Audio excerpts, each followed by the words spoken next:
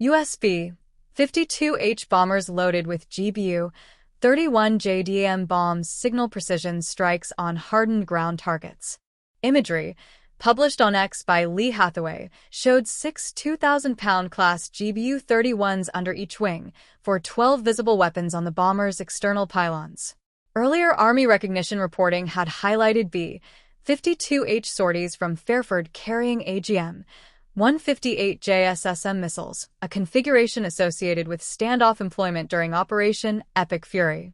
DAMs follow a different attack logic because they require the bomber to reach a valid release basket rather than launch from long range outside the densest air defense belts. The significance of that change lies in the very different operational logic behind the two weapons. The AGM-158 JASSM is designed for standoff employment, allowing the launch aircraft to remain outside the densest layers of a hostile integrated air defense system while still delivering precision effects at long range. The GBU-31, by contrast, belongs to the JDAM family, a guidance kit that couples inertial navigation and GPS to a conventional freefall bomb, turning it into an all-weather precision munition. On the B-52, that means the bomber is no longer simply acting as a distant missile truck, but as a platform capable of flying to a release envelope suitable for direct attack against pre-planned aim points.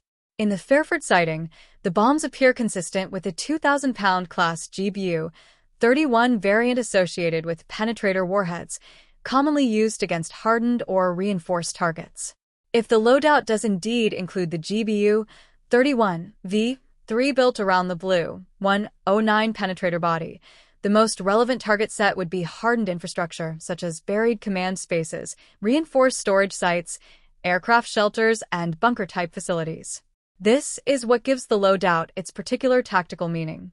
A bomber armed with these weapons is better suited to striking bunkers, hardened shelters, command and control nodes, protected storage areas, and other fixed infrastructure where the desired effect depends not just on precision but on impact energy and penetration before detonation. In aviation and strike planning terms, this suggests a deliberate weaponeering choice aligned with hardened target defeat rather than pure standoff suppression or long-range strategic messaging. The change also says something about the battle space and the campaign phase. Cruise missiles are most valuable when the threat picture requires maximum standoff distance, whether because of radar coverage, surface-to-air missile belts, fighter threat, or uncertainty over safe ingress routes. JDAM employment implies a different level of confidence. It suggests that planners assess the bomber can be brought to acceptable release conditions, whether through prior degradation of enemy defenses, route design, escort and support assets, or broader air superiority measures. That does not automatically mean a permissive environment, but it does indicate a strike architecture in which direct attack profiles have become operationally feasible and perhaps more efficient for parts of the target deck. The B-52 is particularly relevant in such a role because of its payload volume and endurance.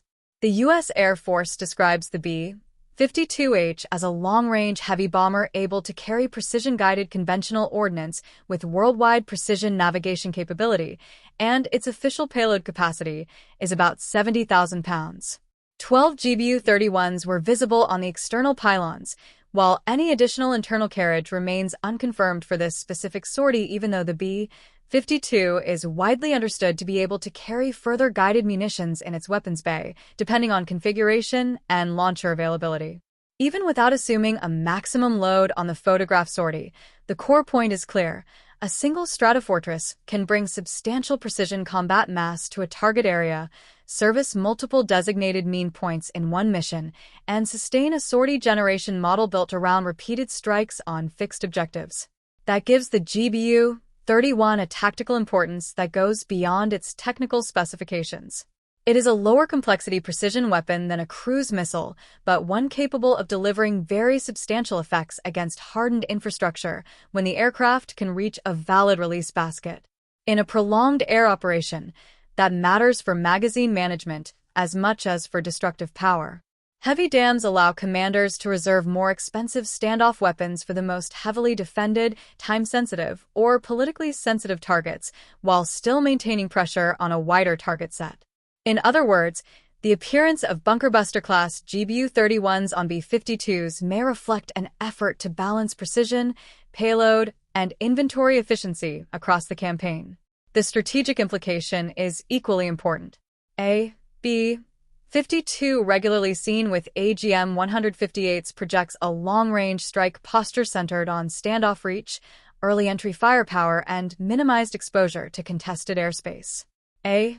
B-52 then seen carrying GBU-31 penetrator bombs projects something different, a force posture oriented toward sustained bombardment, hardened target prosecution, and higher volume precision attack once conditions permit. That does not diminish the aircraft's strategic role, it broadens it. The Stratofortress remains a visible symbol of U.S. reach, but this Fairford sortie shows that its continued relevance lies just as much in payload depth, mission persistence, and adaptability to different phases of an air campaign. Seen in that light, the March 23, 2026 Fairford departure is more than another bomber movement spotted from the fence line.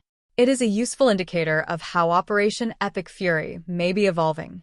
After being regularly observed with AGM-158 cruise missiles, the B-52s is now appearing with heavy GBU-31 bunker-buster dams, suggesting a campaign logic increasingly focused on deliberate attacks against fixed hardened infrastructure. It reveals not just what weapon is under the wing, but how commanders may be recalibrating range, risk, target selection, and ordnance expenditure as the operation develops.